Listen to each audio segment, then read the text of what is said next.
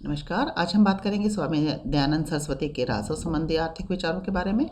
इससे पूर्व के 2 वीडियो में हमने उत्पादन और उपभोग संबंधी बात की थी, प्रथम वाले उसमें, और दूसरे वीडियो में हमने विनिमय और वितरण संबंधी बात की थी। और इसमें आज हम राजस्व से संबंधित उनके आर्थिक विचारों के बारे में चर्चा करेंगे। राजस्व का मतलब है कि राज्य के आय व्यय योजना और बजट से संबंधित जो भी जितने भी कार्य होते हैं वो राजस्व से के अंदर आते हैं। और सरस्वती के अनुसार, दयानंद सरस्वती के अनुसार, जो भूमि, जंगल, खादान आदि संपदा है उस पर राज्य का अधिकार होता है। राज्य उत्पादन का अधिकार वैश्य वर्ण को देता है और पशुपालन, खेती, उद्योग आदि के उत्पादन में राज्य का भी हिस्सा होता है। और उद्योग व्यापार से राज्य को कर के रूप में आय प्राप्त होती है और राज्य इस आय को जो है राज्य की व्यवस्था और प्रजा की भलाई पर खर्च कर देता है। और दयानंद सरस्वती ने राजस्व संबंधी विचारों को हमारे सामने इस रूप में रखा है। प्रथम उसमें हम करेंगे राज्य की आय के बारे में कि राज्य को स्टेट को आय कहाँ से प्राप्त होती है और उसका फिर वो खर्च किस तरह से करता है। सबसे पहले हम देखते हैं कि जो राज्य की आय है उसका मेन रूप होता है टैक्स होता है, जिसको हम कर कह देते हैं, उससे उसको आय प्राप्त होती है। सरस्वती के अनुसार कर एक अनिवार्य अंशदान है। महर्षि कहते थे कि जो कर है वो हर व्यक्ति के अनुसार लगना चाहिए, योग्यता के अनुसार लगना चाहिए। और उन्होंने कभी भी ये नहीं कहा कि राजा को तानाशाही के अधिकार के अनुसार कर लगाना चाहिए। उन्होंने हमेशा कहा कि कर लगाने से पहले उनको विचार करना चाहिए। राजा और कर्मों का कर्ता राजपुरुष के अनुसार होता है और वह उसी अनुसार उसका जो कार्य के अनुसार उसको कर लगाए। तो कर के लिए उन्होंने जो मापदंड उन्होंने माने थे, उन्होंने ये भी कहा था कि स्वामी दयानंद ने कहा कि कर चुकाना प्रजा का कर्तव्य मानते हैं और जिस प्रकार राजा प्रजा की आय व्यय की स्थिति को देखकर कर लेता है, उसके बदले में उसी धन को राजा के परोपकार में लगा देता है। और इस तरह से हम ये कहते हैं कि प्रजा का भी कर्तव्य होता है कि वह बहुत ही ईमानदारी से अपना कर्तव्य समझकर राजा को बिना किसी चोरी के कर प्रदान करे। इस तरह से जो कर है वो एक अनिवार्य अंशदान के रूप में माना है। और उन्होंने करारोपण के मापदंड के अनुसार कहा कि जो कर है वह निम्न प्रकार से लगाया जाना चाहिए।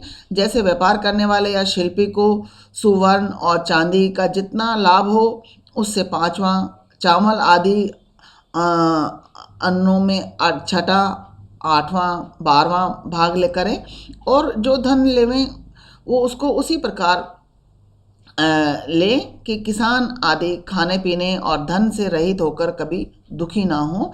और जो कर है वह कुछ सिद्धांतों के अनुसार उसका लिया जाना चाहिए, जिसको मैंने कह देते हैं कि करारोपण के सिद्धांत क्या होने चाहिए। कि उनमें जो करारोपण के सिद्धांत हैं उसके अनुसार कर को इकट्ठा करना चाहिए। कर से प्राप्त होने वाली आय को उसी अनुसार फिर खर्च भी करना चाहिए। कि प्रजा रक्षण का सिद्धांत कि जो भी कर राजा लेता है प्रजा की, वह उसको कभी दुखी ना करे और कभी प्रजा को कर देने में कोई दुख की अनुभूति ना हो, और बल्कि जो प्रजा है वह राजा को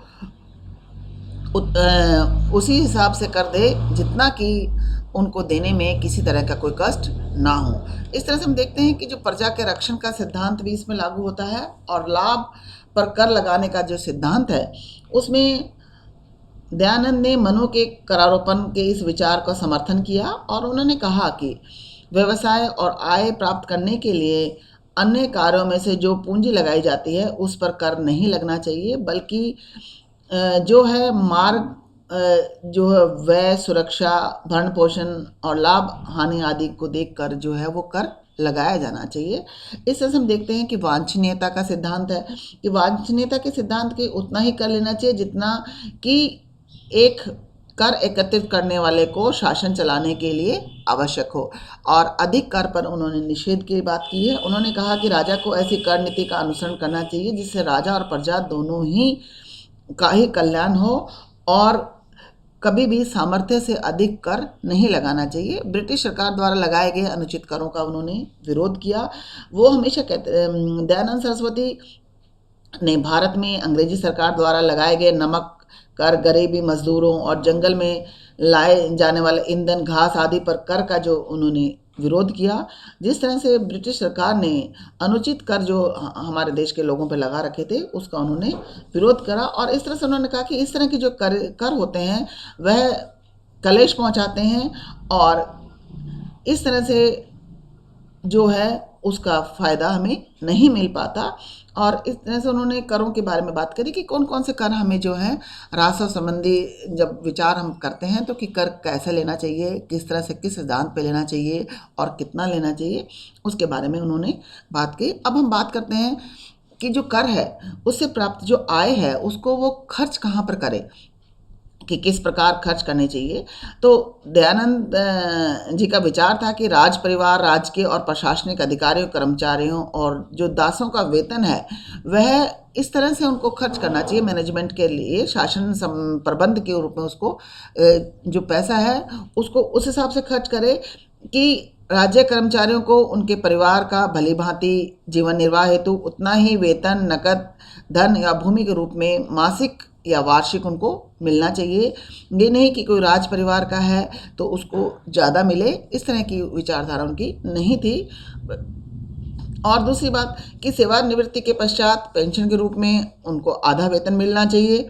मरने के बाद अगर कोई कर्मचारी मर जाता है तो उसकी पत्नी और बच्चों को आधा वेतन मिलना चाहिए, जिससे बच्चे समृद्ध हो जाएं और राज्य को उसके पिता के स्थान पर बच्चे को नौकरी देनी चाहिए। तो जो एक्सपेंडिचर ऑन मैनेजमेंट है, जिससे शासन संबंधी व्यय है, वो इस प्रकार से जो कर से प्राप्त आय है उसको खर्च करना चाहिए। और इस तरह से जो युद्ध में मरने वाले सैनिक हैं उनकी विधवाओं को जीवन भर पूरा वेतन मिलना चाहिए पेंशन के रूप में। और यदि उनके पुत्र जो है वो समृद्ध हो गए, बड़े हो जाते हैं, तो उनको राज्य की सेना में नौकरी मिलनी चाहिए। और अगर किसी ने 30 वर्ष तक नौकरी कर ली है तो उसको पूरा जीवन आधा वेतन उसको मिलना चाहिए। और मृतक कर्मचारी के स्त्री पुरुष का है, अगर धन का उनका जो इस तरह से अगर दुरुपयोग करे, कोई मृतक कर्मचारी की अगर स्त्री है, पुरुष है, उसका पुत्र है और उसके इस तरह से वो धन का दुरुपयोग अगर करते हैं तो राजा को चाहिए कि वह उनका धन जो है वो बंद कर दे। और राजा सदैव यह ध्यान रखे कि जितना मासिक वेतन दिया जाता है उतना जो प्राप्त करने वाला है उसने कार्य किया है या नहीं। इस तरह से जो मैनेजमेंट पे जो खर्च है उस पर भी राजा की निगरानी होनी चाहिए कि वो उस पर खर्च तो करते हैं पर उसकी मैनेजमेंट भी उनके पूरा ध्यान में रहना चाहिए। और इस तरह से एक्सपेंडिचर ऑन सैलरी कि राजा के जो मुखिया है, जो जिसको हम राजा कह देते हैं, उसके वेतन पर कितना व्यय किया जाए। स्वामी दयानंद के अनुसार राजा अपने और अपने कुटुंब का जो है वह नियम पूर्वक करे। ये नहीं कि वह राजा है तो वह उसको अपना संपत्ति को पूरी जो कर से प्राप्त संपत्ति है उस पर अपना निजी अधिकार रख ले, ऐसा नहीं है। वे कहते थे कि राजा राज्य के सर्वोच्च पद पर रह सकता है, पर उनका स्पष्ट मत यह था कि राजा की कुल आय का 20% तक ही उस पर व्यय किया जाए। इस तरह से हम देखते हैं कि सैनिक व्यवस्था पर जो एक्सपेंडिचर ऑन डिफेंस कितना किया जाना चाहिए। महर्षि दयानंद ने उदयपुर के महाराजा सज्जन सिंह को एक पत्र लिखा था, उसमें उन्होंने ये कहा था कि सेना पर राज्य की सुरक्षा के लिए पर्याप्त खर्च की व्यवस्था की जानी चाहिए।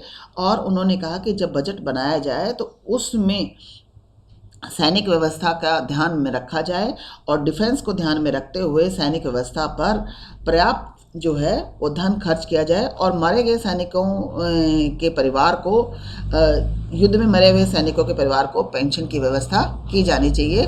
और इस तरह से देखते हैं expenditure on welfare of public जो है, प्रजा की भलाई पर जो खर्च है उसको कितना खर्च किया जाना चाहिए कि राजा की जो कुल आय होती है उसका 10% जो है वो प्रजा की भलाई के ऊपर खर्च किया जाना चाहिए, जिसमें हम कह सकते हैं वेद विद्या, धर्म प्रचार, विद्यार्थी और असमर्थ और अनाथ जो बच्चे हैं उनके पालन पोषण पर राज्य का जो धन है उसको खर्च करें। और प्रजा को पुत्र मानकर और अपने राज्य के कोष को एक अच्छी राशि उनके पालन पोषण और शिक्षा प्रचार पर खर्च करनी चाहिए। इस तरह से राजा के लिए उन्होंने ये भी कहा कि जो है राजा के बजट में से धर्म प्रचार की व्यवस्था भी की जानी चाहिए, और धर्म का प्रचार करने के लिए राजा का कर्तव्य है कि वह धर्म प्रचार में के अपना जो है लोगों का कल्याण करते हुए उस पर आय का कुछ प्रतिशत उस पर भी खर्च करे। इस तरह से आज हमने स्वामी दयानंद सरस्वती के राजस्व संबंधी विचारों में जो कर से संबंधित आय है कि कहाँ से आय प्राप्त होती है, और जो राजस्व है उसमें जो व्यय का हिस्सा है उसको किस किस पर खर्च किया जाए उसके बारे में बात की है। धन्यवाद।